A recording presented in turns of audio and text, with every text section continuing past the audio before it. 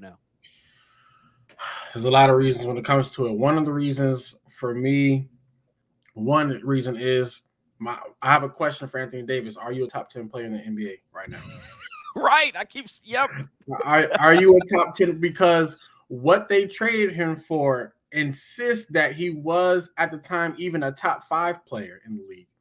But now I'm wondering, and I know it's a small sample size, but being 0-3, especially the sample size we got from him last year, I'm wondering to myself, is Anthony Davis a top 10 player? Because if you remember, the notion of him coming to the Lakers was that LeBron, about 1 to 2 years ago, that in the 1 to 2 years, LeBron was going to hand over the reins to Anthony Davis and have him lead the team and be that leader, be the number one alpha dog on that team. And I'm thinking to myself, so much has changed since then. His health has changed. He's not getting any younger. Jokic has won 2-time MVP. Giannis has won 2-time MVP. Joel Embiid, if they can get if Philly can get their stuff together, he might be an MVP. What is Anthony Davis a top 10 player in this league? And if the answer is no, that's one big problem they have because his salary says so as well. Another thing for these Lakers is Russell Westbrook. The talk of LA since he got there.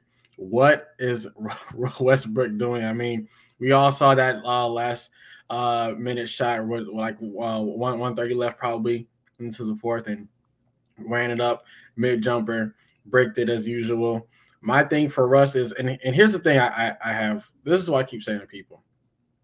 Honestly, if the Lakers could have got rid of Russ, they would have got rid of him by now. There's too much baggage going on with Russ. There's too much baggage going on with Russ.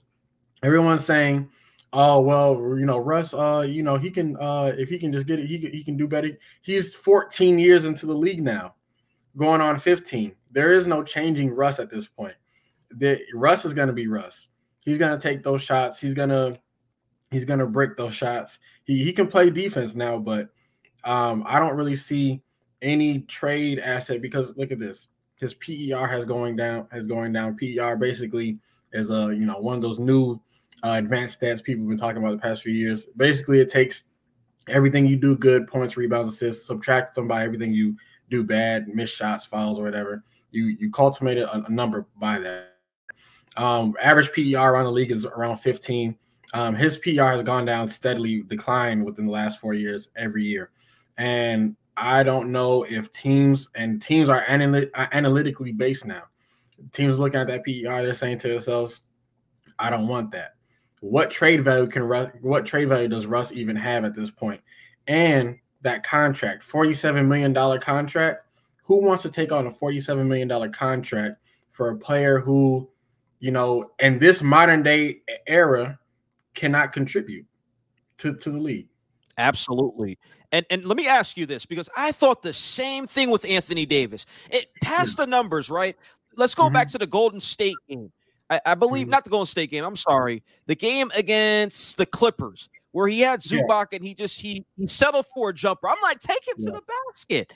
There's times where Anthony Davis, and it's not showing up with the stats, maybe, but there's times where you need to take some of these guys to the basket. And like you said, prove you are a top 10 player. He is one of the big problems. I'm glad you mentioned that, because the whole time I'm watching the game, I'm like, yeah, Russ is playing crappy, and there's where all the storylines are going.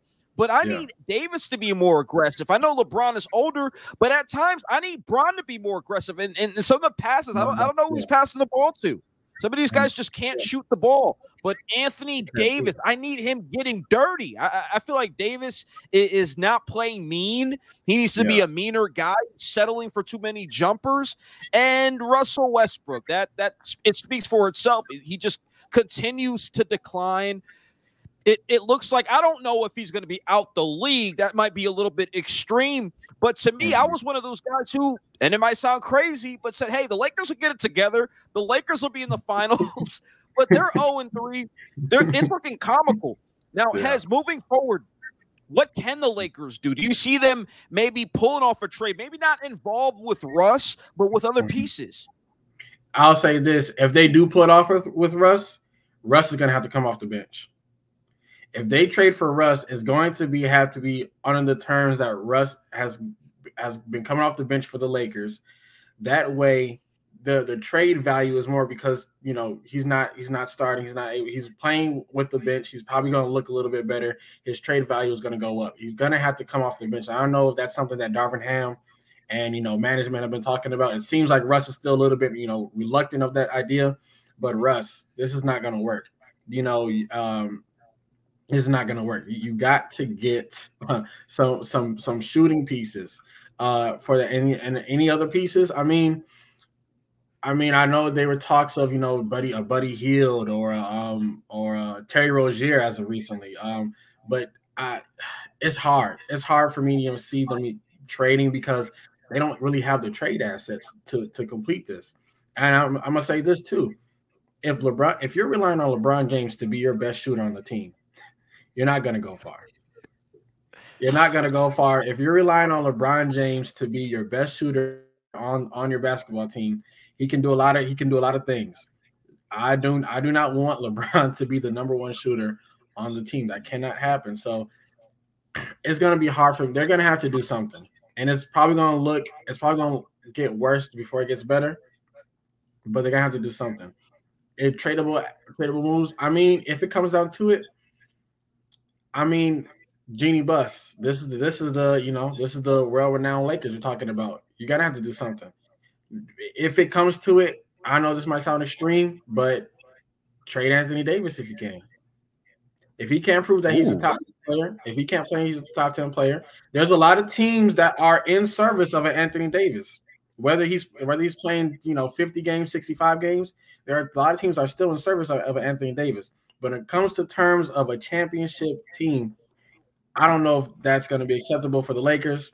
If you can find some assets for Anthony Davis, and if he's not playing up to par like you paid him to be, then try anything. Try anything. Okay, Hez, before we head out on this and perfect NBA discussion, glad you broke everything down for the Lakers. Thank you for that. Tell me about a team that maybe people aren't talking about that you feel like is going to do well this season. Man, I'll say this. Watch out. It's funny we just talked about LeBron and his Lakers. Watch out for the Cavaliers. Watch out for the Cavaliers.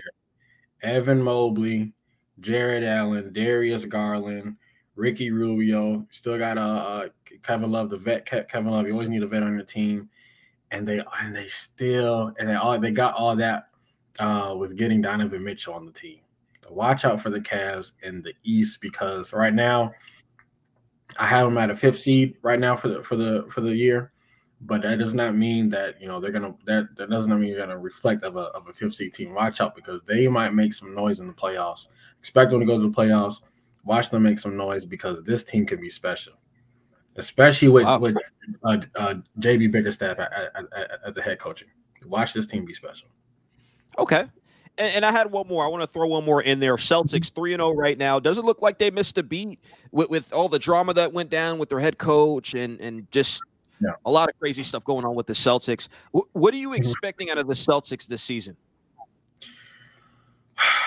It's so hard to tell. I would say what I would expect. I would expect a deep playoff run.